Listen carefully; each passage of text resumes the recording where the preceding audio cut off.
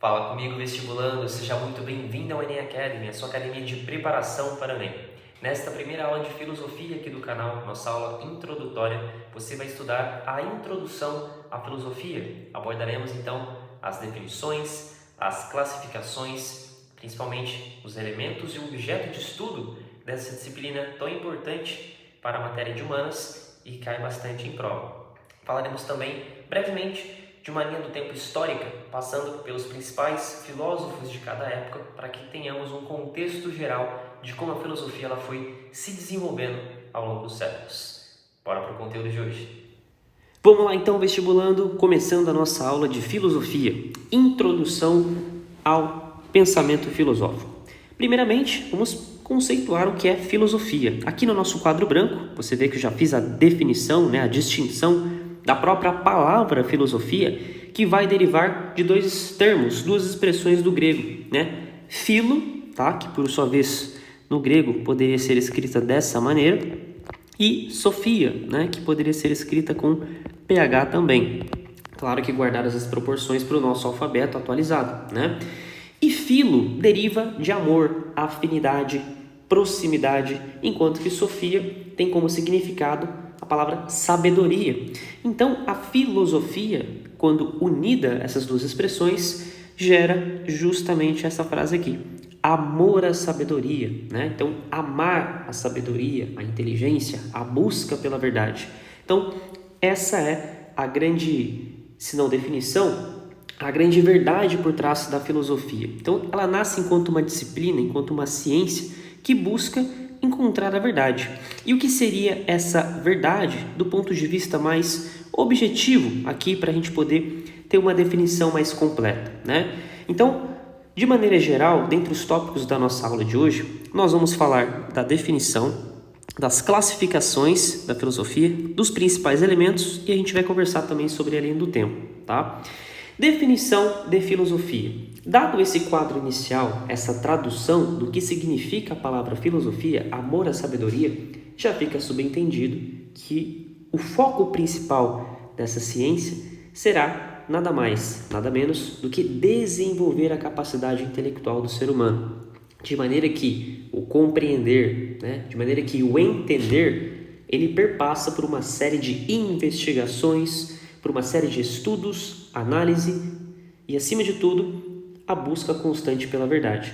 Então, cada um desses aspectos que correspondem a essa busca por aquilo que mais se aproxima da verdade em cada uma das esferas da vida, seja em análises sistêmicas, seja em análises empíricas, tudo isso tem como fim último a compreensão da coisa em sua máxima categoria, em sua máxima expressão da realidade.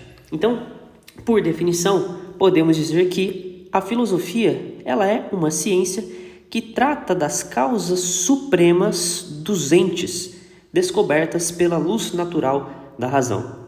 Calma, eu sei que eu estou falando um pouco de grego aqui, mas vamos entender o que significa cada uma dessas coisas. A começar pela definição de ciência, Dom Tiago Sinibaldi, um grande filósofo do século passado, dizia que a filosofia ela pode sim ser definida como ciência, mas não como qualquer ciência, tendo em vista que algo para ser, entre aspas, científico, demanda uma base de conhecimento, da qual essa ou esses conhecimentos, por sua vez, eles têm como pressuposto ser descobertos, investigados, atualizados, a partir, é claro, não apenas de estudos, mas da própria experiência natural. Então, se a filosofia tem como disposição encontrar as verdades últimas de cada uma das coisas, seja pessoas, substâncias, em relação à quantidade, qualidade e a relação entre tudo, então a filosofia ela é uma ciência por excelência, mas uma ciência mais abrangente, uma ciência especial, que cabe em sua finalidade ordenar todas as demais ciências.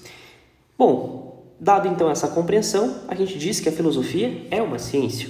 E por que ela trata das causas supremas dos entes? Primeiramente, o que seria a causa suprema?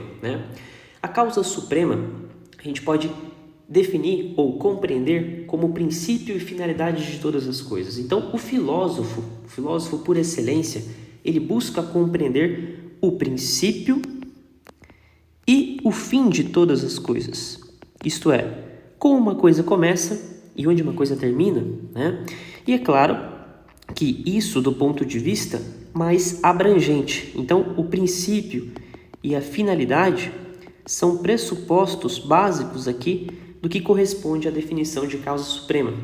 E dos entes seria em relação a tudo aquilo que possui ser. Então, o ente, para a filosofia, o ente é aquilo que é, né? Já dizia Aristóteles, sob diversas categorias. Então, o ente pode ser desde uma substância até uma certa quantidade de alguma coisa, tá? Então, o ente, que por sua vez vai ser mais e melhor aprofundado na disciplina de metafísica, que vocês verão que é uma das divisões da filosofia, ele tem essa definição. Tudo aquilo que possui ser, tá? Então, tudo aquilo que possui o ser, tá? Bem, então, seria o princípio e fim de tudo aquilo que possui ser, descobertas pela luz da razão natural, ou luz natural da razão, né? O que seria isso na prática? Razão natural, ela é usada na filosofia em diversos contextos diferentes, mas sempre em contraste com aquilo que é revelado ou sobrenatural, isto é, aquilo que está acima das capacidades humanas. Então, quando falamos de razão natural, estamos atribuindo a isso enquanto o intelecto do ser humano, ou seja, razão natural é a capacidade racional do ser humano de compreender a realidade, sem precisar recorrer a uma revelação divina ou a alguma autoridade sobrenatural. Então, nada mais, nada menos do que é a faculdade intelectual que todos nós possuímos, pela qual nós conseguimos investigar o mundo, refletir, questionar e, é claro, chegar às conclusões por si mesmo. Aristóteles, por exemplo, vai definir a razão como logos, né? A característica distintiva do homem como animal racional. Então, a razão natural é justamente essa capacidade de racionalidade do ser humano. É aquilo que nos difere de todos os outros seres, inclusive. Muito bem.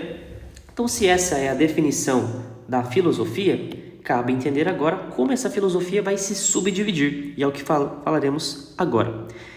A classificação da filosofia, ela pode ser subdividida em diversas outras disciplinas, mas de uma maneira mais objetiva e mais assertiva, podemos dizer que a filosofia ela se subdivide em 3 esferas, a começar pela lógica, depois pela metafísica e também pela moral.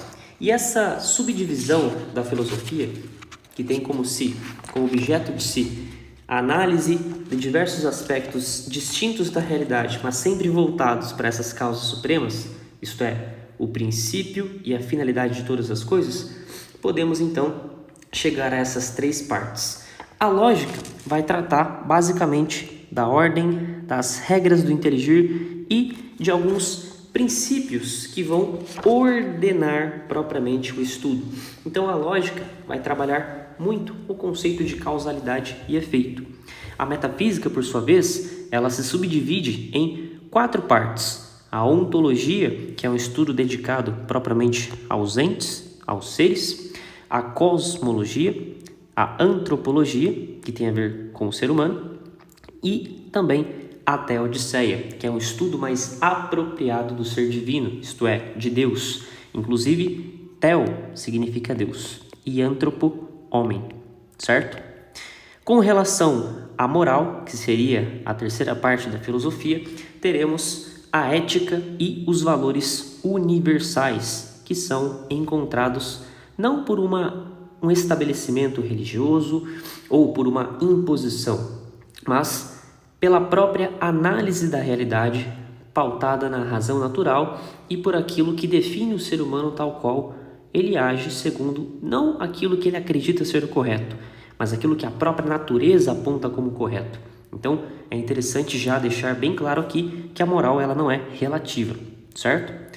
Bom, abordando de maneira um pouco mais profunda agora, quais serão os elementos de estudo da filosofia? Até então falamos em como ela se divide, a definição, mas na prática, qual é o objeto da filosofia? Assim como na matemática, podemos dizer que o objeto da matemática Talvez sejam os números, as contas, o encontro de algumas relações e, possivelmente, os cálculos, como resultados, expressões, fórmulas e, acima de tudo, algumas verdades estabelecidas através de alguma lógica matemática. A filosofia ela também vai ter um objeto. Então, tal qual podemos dividir a física em cinemática, dinâmica, termodinâmica, assim como podemos classificar a biologia em diversas outras realidades, a filosofia ela também vai ter alguns elementos para discutir. O primeiro deles, a unidade. Então, o conceito de ordenar as experiências de maneira a encontrar sempre uma unidade em tudo aquilo, isto é, algo que não seja aleatório em todo o universo, de maneira que você encontra a ordem em meio ao caos. Segundo ponto, muito importante, que talvez devesse estar até mesmo em primeiro lugar aqui, a verdade. Então, a filosofia ela está sempre subordinada à verdade. E o que é a verdade? É a adequação entre o intelecto e a própria realidade. Isto é, quando você estabelece pela razão natural a compreensão da própria realidade tal como ela é, sem vestígios, sem eufemismos, sem detalhes que possam ser escondidos. Outro ponto muito importante da filosofia é a universalidade, ou seja, compreender a totalidade dos conceitos de maneira que uma regra seja uma regra não só em uma parte do mundo, mas em toda parte, ou seja, o estabelecimento de leis reais, próprias, não a partir de uma imposição, mas a partir da própria constatação da realidade. Outro ponto muito interessante da filosofia é o distinguir daquilo que é essencial do acidental, que é próprio da intelectualidade, quando você consegue separar aquilo que é próprio de uma essência daquilo que vai ser um acidente, ou seja, daquilo que é inerente ao ser, daquilo que vai ser temporário ou até mesmo um detalhe mais superficial. E, por fim, a finalidade das coisas, ou seja, os princípios fundamentais que regem não apenas a sociedade, o ser humano, mas todas as leis naturais. E aqui podemos incluir a própria física, a própria química, a ciência como um todo. Então, todos os conhecimentos científicos que podemos separar e distinguir depois em outras matérias, elas derivam de uma mãe, e essa mãe é a filosofia. Então, a filosofia é a mãe de todas as demais ciências.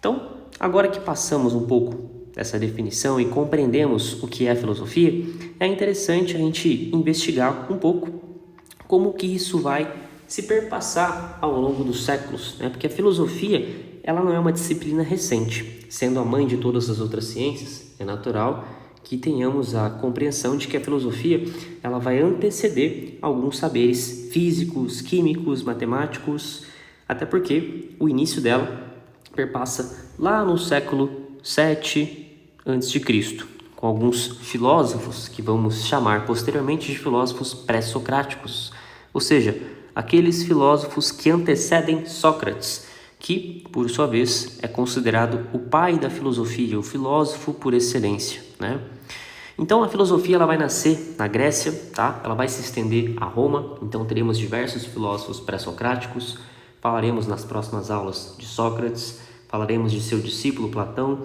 depois de Aristóteles, que foi discípulo de Platão, passaremos depois pelos filósofos que sucedem Aristóteles, falaremos sobre o legado, principalmente desses três grandes filósofos, E chegaremos à filosofia romana, depois pelos princípios e ordens racionais que essas filosofias estabeleceram de início. Então, o foco da filosofia antiga foi justamente falar sobre os princípios e a ordem racional. Depois, a filosofia medieval, que vai ser iniciada por volta do século V, já depois de Cristo, ela vai tratar da conciliação da fé com a razão. Então temos, por exemplo, personagens como Santo Agostinho de Hipona, Santo Tomás de Aquino aparecendo aqui, até que se estabelece o suprassumo da filosofia com Santo Tomás de Aquino, que vai compor a Suma Teológica.